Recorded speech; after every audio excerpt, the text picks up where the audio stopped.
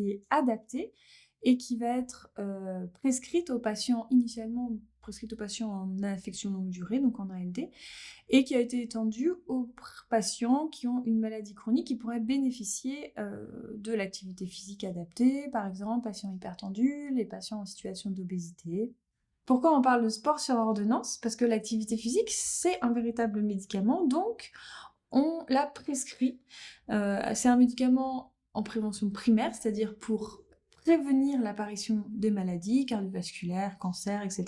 Et en prévention secondaire, c'est-à-dire une fois qu'on a une maladie, bah, ça permet d'adapter le traitement, de mieux tolérer les symptômes et surtout de ne pas récidiver, par exemple, des accidents cardiovasculaires.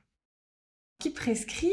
Ben, les médecins, idéalement médecins du sport ou médecins généralistes ou des spécialistes. L'important, c'est de se former un petit peu à cette prescription parce que cette prescription doit être réalisée dans le cadre d'une consultation dédiée. C'est une consultation qui peut être un peu longue parce qu'il faut à la fois évaluer le niveau de sédentarité, le niveau d'activité physique initiale du patient.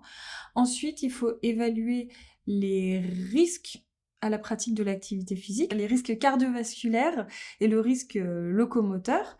Donc le risque cardiovasculaire, il dépend de 3 choses. Risque cardiovasculaire initial, donc avec le risque score.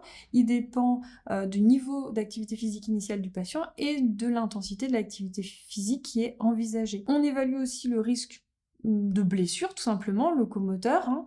Donc, est-ce que le patient risque de se blesser?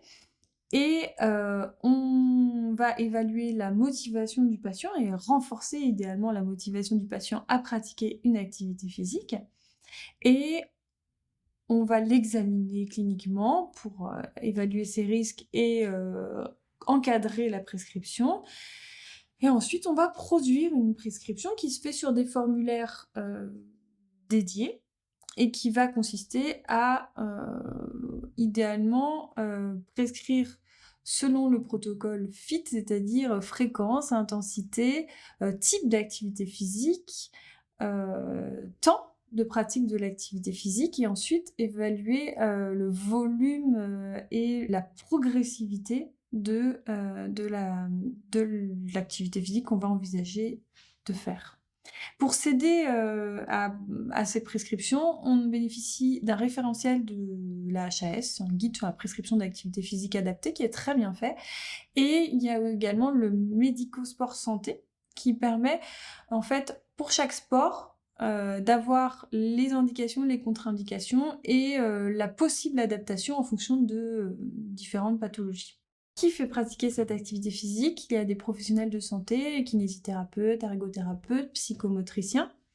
Également les enseignants en pratique adaptée, qui sont des détenteurs d'une licence TAPS, qui ont fait en plus un diplôme d'activité physique adaptée. Sinon, il peut y avoir des coachs ou des enseignants dans les associations ou dans les fédérations qui ont été formés spécifiquement à l'activité physique adaptée et qui peuvent enseigner aux patients.